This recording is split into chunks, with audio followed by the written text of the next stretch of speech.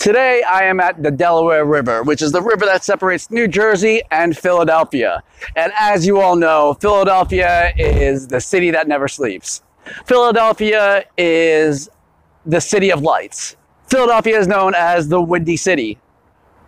As you all know, Philadelphia is the city of brotherly something.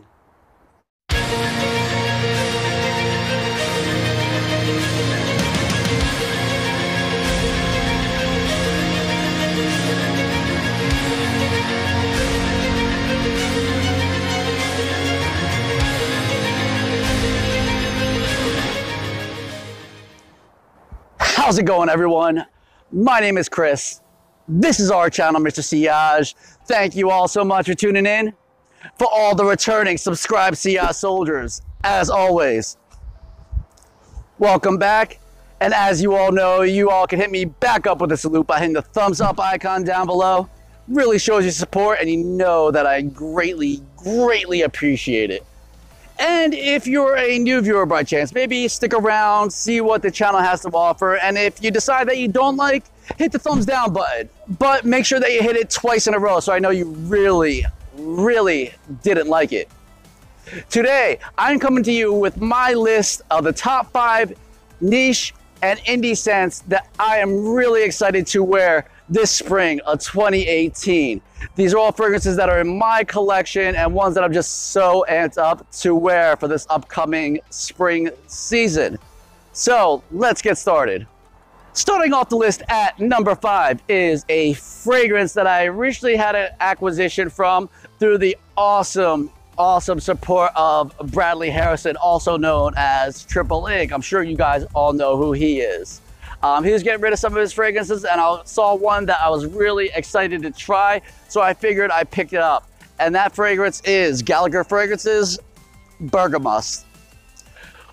What you get with Bergamot is a bergamot, clean, ambroxan. There's some orange blossom in there, and it's just a really beautiful scent. It has sort of this aquatic sort of feel because it's so light and just so nice to wear. I'm really excited to wear this one. I get decent performance out of it. I get about an hour and a half of projection, about arm's length, before it starts to slowly settle itself down and lasting for about 6 hours. It has a decent sillage. You get a really nice citrus and just clean, soapy kind of smell with this. It's just a nice class scent. I really enjoy this, and that's why it is coming in my list at number 5 for spring fragrances, Bergamot by Gallagher Fragrances. At number 4, we have a fragrance from a highly coveted niche house. I've had samples of this and decants of this scent for a while, and finally I was able to obtain this scent. Coming in at number 4 is Amouage's Beach Hut Man. Beach Hut Man is just such a unique scent to me. It has this minty but woody kind of scent, not something that you would expect actually with a name like Beach Hut Man. You expect like an aquatic or something like that.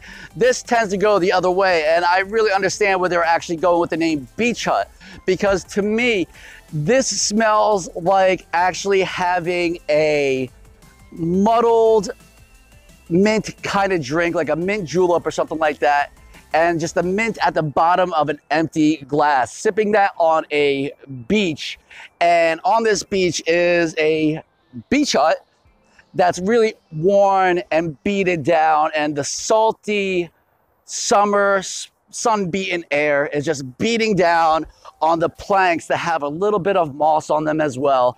And that scent just catching the air and mixing with that mint that's in that drink. This is a beast of a performer for the springtime. It lasts easily over 10 hours, with about 3 to 4 hours of that being really solid projection. It is one of my favorite full bottle acquisitions as of late, and that's why it is coming in at number 4 for the spring fragrances that I'll be wearing. Amouage's Beach Hut Man. Kicking off the top 3 scents that I'll be wearing this spring is a fragrance from a house that has 2 of its own fragrances right now. and it's from Perfumology, and this scent is none other than Grange.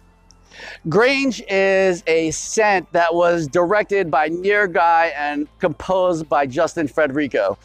This scent opens up with a citrus aquatic type of opening and has this dry down that is just really, really nice of fig and tobacco before it starts to fully settle in the big dry down with a nice woody cedar kind of scent. It is just such a nice scent.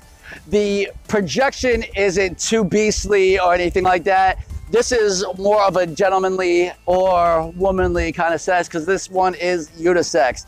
It lays a little bit closer to the skin, but you get great sillage and about 9 to 10 hours of longevity on this scent. This fragrance reminds me of my young childhood, my teenage years, and my adult years all at once. My young childhood being the citrus aquatic fun kind of feel. My teenage years having the tobacco, some citrus, and the fig adds like this spicy sort of alcoholic kind of vibe.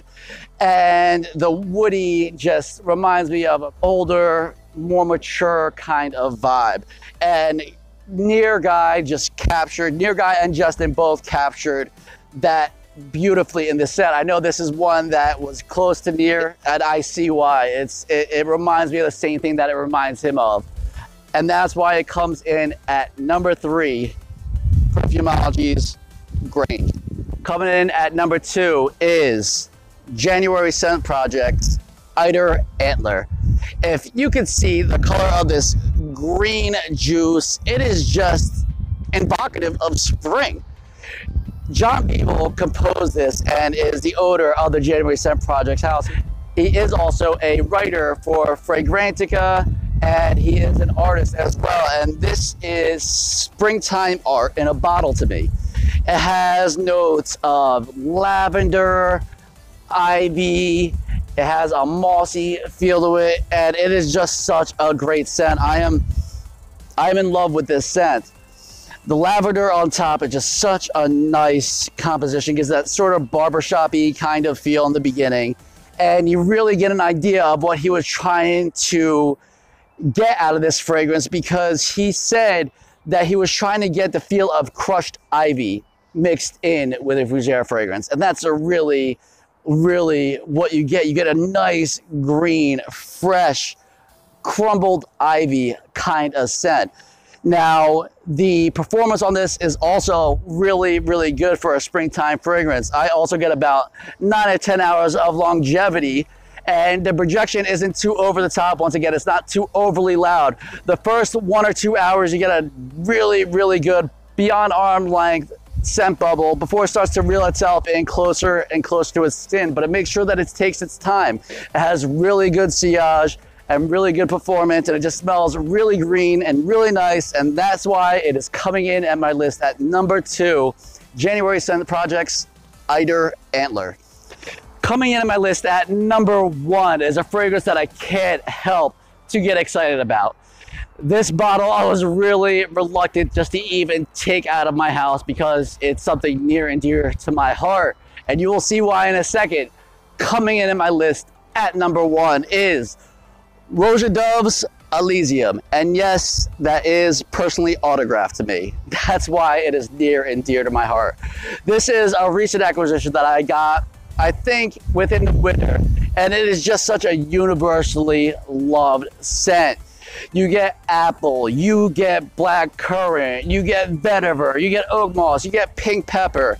This is the perfumed cologne concentration, which I guess means that they perfumed a cologne concentration by using perfume oils. That's just how I see that. I have absolutely no idea what that actual concentration means. All I know is that it smells really good to me. You get all those notes composed, and it's just so well put together and so masterfully blended by Rosa Dove himself. Yes, a lot of people draw comparisons with Aventus, Bleu De Chanel, Sauvage. I don't think this smells anything like them. If anything, it smells a little bit like Aventus. But what I think they're trying to say is that this is a universally liked scent. It is just that mass appeal, so nice. I get about 6 hours of performance on this with about 1.5 to 2 hours of really solid projection. But you get a really nice scent bubble, and you get really decent sillage with this. When you're passing by somebody wearing this scent, you will get noticed. This is just such a beautifully composed, so well blended. You get a little bit of that vanilla. It's just such a nice scent, and one that's near and dear to my heart because of the signature and because of the scent. It is just so lovely. I really love this scent, let's be honest. And that's why it is coming in my list at number 1 for spring fragrances that I'll be wearing this spring of 2018. So there you guys have it. My first review outside and my list of top spring fragrances that I'll be rocking this spring of 2018. Keep in mind that this is solely my list, solely ones that I enjoy. Let me know on the bottom in the comments down below if you've tried any of these scents, and let me know what fragrances you're excited to wear this spring of 2018. Everyone, thank you so much for watching. You know it always means a lot to me. Love you guys, and as always, and most importantly, go frag yourselves.